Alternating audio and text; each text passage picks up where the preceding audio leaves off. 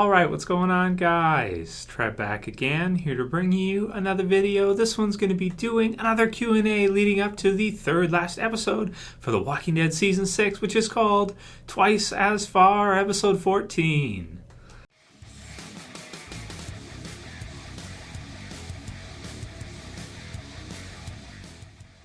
So thank you guys for continuing to send me your questions. Spoiler warning if you're not caught up on The Walking Dead. You guys know the drill, the usual stuff. So I want to get my daily Walking Dead video posted for you guys for today. Feeling a lot better. Thanks for all the wishes and everything, guys. You guys are amazing. You guys are awesome. Love all you guys. You're the best.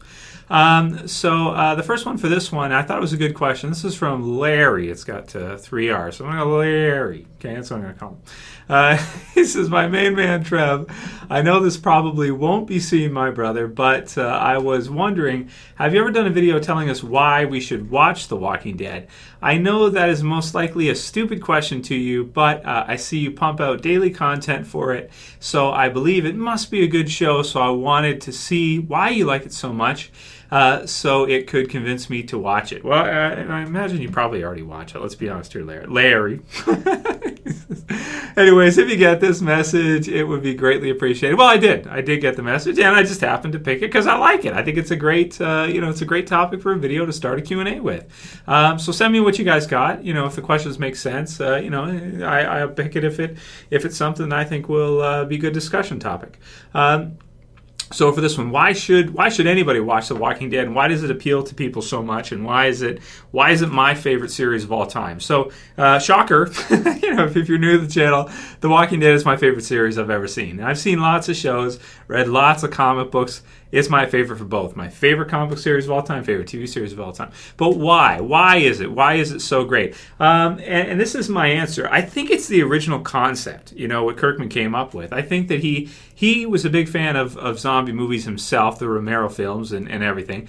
But he always got upset, and he said this in interviews, when they end, at the end, because he wants to see, well, what's going to happen next in the story? What are they going to have to deal with next? And during each movie, there's always something that happens. Either everybody dies, or they're taken over by some other group, and then that's it. That's the end of it. They reach some deserted island or something, and then we're left to assume they're okay. But we don't really know, in every single case, every single movie, what happens to them. A lot of times it just ends, and you're just kind of left with these characters that you've grown attached to throughout the movie, and then it's just over.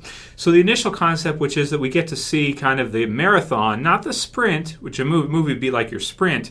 We get to see a marathon of what happens to these characters in an amazing story that like a lot of great stories, is about overcoming adversity. That's really what it is. It's a story about regular people, not Superman, Batman's regular, but not a good example. Not Wolverine, not Captain America. A lot of trailers coming out recently, Spider-Man and stuff. Just regular, everyday everyman, like Rick. He's an everyman. There's lots of sheriffs. There's lots of cops. There's lots of people that are in law enforcement. It's a normal job. High school teacher, like in Fear the Walking Dead.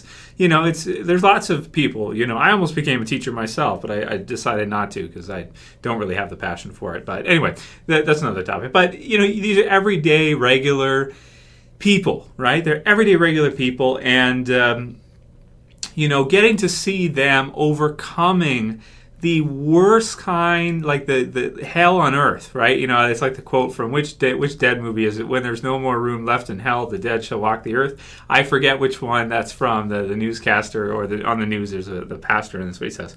And it's just great. You get to see people going through the worst type of kind of life you can imagine, and they still are able to survive. They're still able to make it. They're still able to, through toughness and through love for each other, and through all these strong human emotions, they're able to, the power of the human spirit, they're able to long-term marathon get through that. It's like if you see the end of a race. You can watch a race where, they do a 100-meter dash. And it's like, oh, that guy won. That's crazy. There's something about seeing a marathon where it's like you get down to the last minute and everybody's dying. And they've just been going for, I don't know, maybe triathletes or whatever, hours in this race. And then you get down to the last minute. It's like, who's going to win? You got a few people neck and neck. And see, it's just something about, that kind of struggle and that kind of hardship that just really makes it such an amazing story for me. Mainly because life can be really hard sometimes. And, if you're looking at something like this, it just makes your life seem a lot easier, and it makes it seem like, you know what, I'll be all right. I may be, kind of feeling lazy, or I don't want to do this, or I don't want to do that. You know what, at least zombies aren't trying to eat me. I'll go ahead and do it anyway. I'll go ahead and win anyway. I'll do whatever it is. I love that. So it shows the power of the human spirit. It's about overcoming adversity, and it's about the marathon. It's not about the sprint. It's not about the short term, and it's so exciting to see, how characters are going to make it in the long run. What different, challenges are they going to have to face next? What's next, and everything as they go, who's going to be killed off, and who's going to survive, and how are they going to deal with it? And it's just such an incredible, engaging universe that Kirkman's created. He's created lots. You got Invincible, you got some of the other series. Outcast is going to be starting soon, and I saw Preacher is going to be hitting. That's not his, but it's going to be on AMC. So yeah, but that's what it is for me. It's about kind of human beings overcoming the worst type of imaginable circumstances and managing to come out on top, managing to make it, scarred and whatever as they seem to be, managing to get through, and how they change and what happens to them. So, and like success is a marathon, it's not a sprint. So I hope that does it for you, Larry.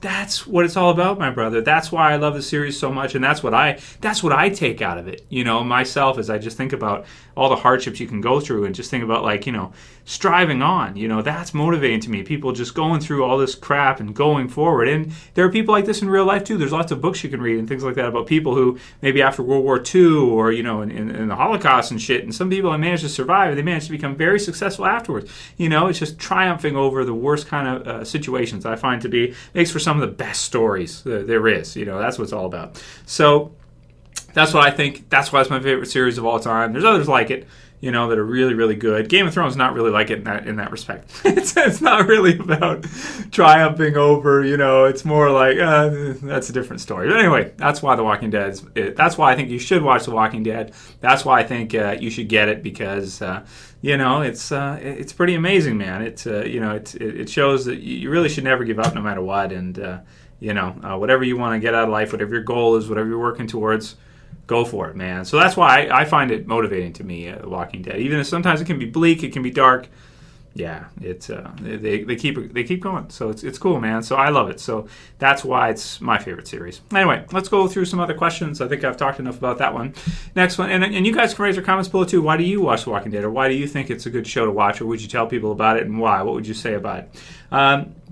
Write your comments below. Next one's from Luke Dog 15. He says, "Hey Trev, Q&A question for you. Why do you think Carol is smoking all of a sudden? Pretty much every scene we have her in the past 3 episodes, she has been smoking. Plus, she's been dropping the same line over and over again. Those things are going to kill you. Thanks, bro. Hope you're feeling better." From Luke Dog 15. So it's foreshadowing. Negan's going to light her on fire. No,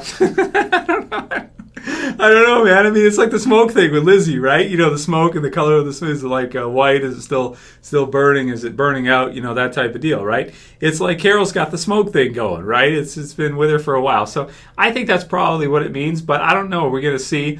Again, he likes to put, he keeps this stuff under wraps. The stupid A thing, which we haven't seen any A's for a while. At least I haven't noticed any for a little bit. He likes to Gimple, man. I blame Gimple for this kind of stuff. It's a little bit. I don't know, man. You got to ask him. What does he mean? Why does Carol keep telling people that it's gonna kill him? Is she gonna die by something? Is someone gonna burn her with a cigarette to death? I don't know what's gonna happen. I don't know. Or will she just die from smoking? I don't know. They already have, and then she coughs up blood, right? So I don't know, man. It's weird, right? So I guess we'll see. We'll see eventually. But the story's still going. So again, we can't really draw conclusions yet. We got to see what it's going to relate to, unless it relates to the smoke again. It's just supposed to be kind of like an Easter egg type thing. I don't know. Next one's from Keegan1Il4. And he says, "Hey, Trev, you should set up and record your reaction to Negan's kill in the last episode of the season." You know what? That's a great idea. I'm going to do that, my friend. I'm going to do that. And I'm going to get my bat. It's over there. I'm going to get my freaking thing. I'm going to shave my head and dye it black. No, I don't know about that part. Let's see if Jess is down for dyeing my hair black and me shaving my head. It'd be cool, though. I want to do it. Maybe I'll do it. We'll see if I get time. I think I should do it. But I will do a reaction for you. You got it, man. So I get into this stuff, okay? It's just what it is, man. That's what it is. Okay, I love it. Next one's from Cigar Nixica. It's like sports for smart people. I mean, okay, maybe I shouldn't say that. Cigar Nixica says, Trev, am I the only one who thinks Dwight looks wimpy? His body is super wimpy. Well, compared to Daryl, yeah, because I was at Shoppers. It's a Canadian store where you can buy drugs, like London Drugs type deal. And it's got Norman Reedus on the cover of one of the... I was just looking at the man, like, hey, it's Norman Reedus, there he is. And it's on the cover like Men's Fitness, and he's like doing this thing where he's like, you know. And I'm like, nice, man, that's cool. Norman Reedus has been, he's been doing some curls, maybe, some dry extensions, I don't know. But... yeah, Dwight is super skinny, but that said, I mean, that's what, when you're on TV, that's what it's more about, Tom Hardy isn't a huge guy, but on screen he looks really big, right?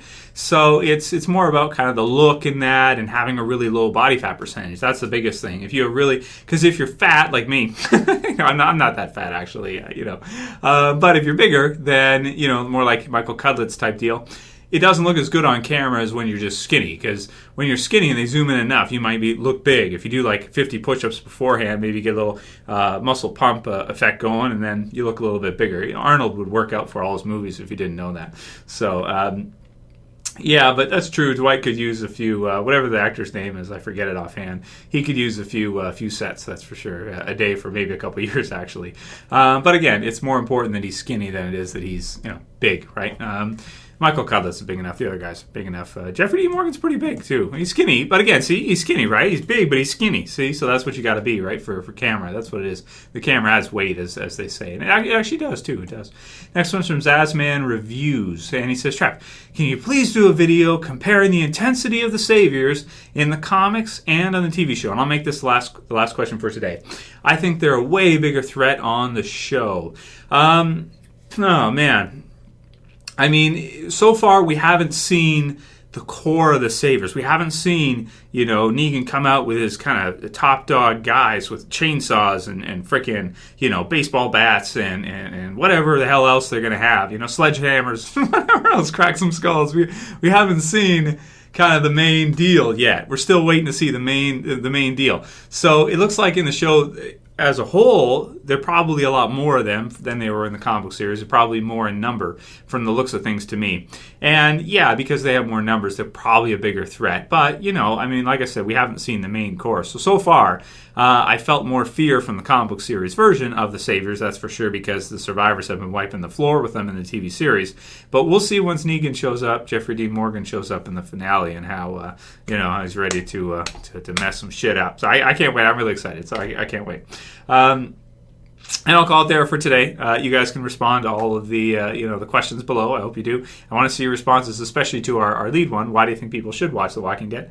And great question. And send me more questions for this week, guys, because we still got a few days left. And we got to do some videos, man. We got to talk. Okay. So yeah, that's it for this one. If you guys like the video, you can thumb it up below. If you want to support the channel, you can share. No more favoriting because it doesn't exist. At least I don't think it exists. And you can subscribe at the bottom left. That's it for this video. See you guys again real soon. Probably tomorrow. As always, Trev saying peace, guys. See ya.